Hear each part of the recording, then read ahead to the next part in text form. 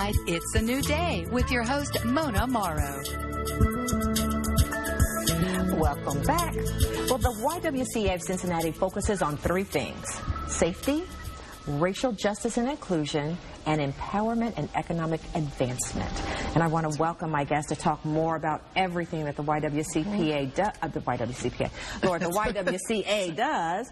And I want to welcome Barbara Perez, thank you so much, who is the president and CEO. Yes. Thank you, and Mona. Carolyn Gorman, who is with Huntington Bank, and this is our segment we do with Huntington Bank, and we're so glad you all are so active in the community. Thank you for bringing Barbara to us today. Thank you for having us. Thank you, Carolyn. All right, so you're celebrating something big this year, Barbara. We are. So we are 150 years old, Mona. Can you believe that?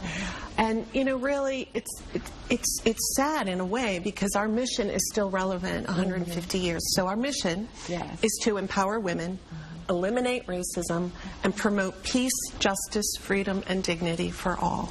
Right, and we're looking at some video right now of some of the workshops and things that you do to help women. Tell us about some of your programs. Sure. So what people are seeing right now is our Rising Stars program, which is a leadership development program, and we really try to have great diversity in that program. I see what they're seeing now is our Stand Against Racism, which is something we do annually on Fountain Square, so that's more of our eliminating racism work that we do.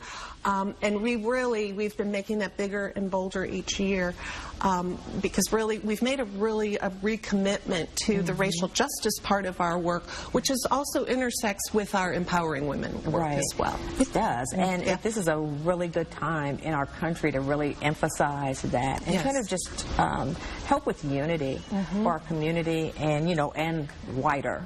Yes. All right, so tell me about your opening. You operate two shelters for Yes, correct. Tell me about those. So we have one shelter here in Cincinnati.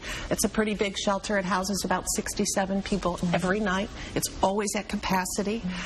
We serve men, women, and children in the shelter. Just so people probably don't know, 1 in 4 women will experience domestic violence or intimate partner violence in their lifetime. So these are families that come to us that are in trauma. So we try to have a very trauma-informed atmosphere for them. Our other shelter is in Claremont County. It's a smaller shelter. It houses about 16 people a night. Also always full. Then what we are really expanding on is our Transitional Living program. So often people who've come to shelter can't go back to their home, of course, and so they need somewhere else to go. So we've really ramped up our Transitional Living to support families, and we're adding some more services actually in a few months, and we will continue to do that because there's also a housing shortage in terms of affordable housing in Cincinnati, so it's created a greater need as well. Okay, Carolyn, tell me about your partnership with the YWCA, with the Huntington Bank partnership. Sure, Mona, thanks. Well, we're so proud of our partnership with the YWCA. We love to be a long-standing supporter. And, you know, most recently, some of our support has been around workforce development programs, but really all of the programming and events that are put on by Barbara and her team have just been exceptional. We also have done some event sponsorship and some other programming with them. Greatly appreciative. Oh, I'm sure. What a great partnership. Yes. All right, tell me about some of that. You're doing some work in Cincinnati Public Schools. We are. So we're in about 40 area schools in 4 counties. So in Cincinnati, we're also in Adams, Claremont, and Brown counties. And we're doing a couple things. So one thing that we're doing is the prevention work. So we do intervention work with our shelters and the families that we serve. The prevention work in the schools is about safe dating, how to have a healthy partnership, anti-bullying kind of work. So we're doing a lot of those kinds of things.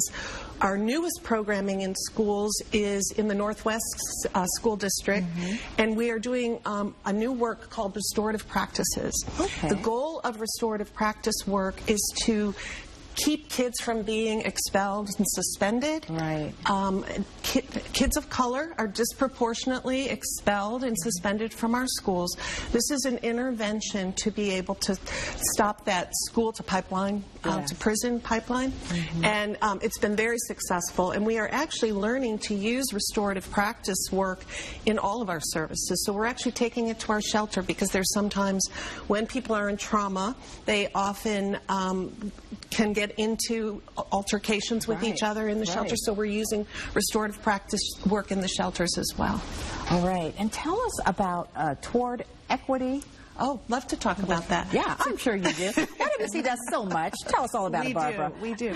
So Toward Equity is a newish program for us. There's been a lot of conversation lately, sad to say, is Cincinnati an equitable place to live, right?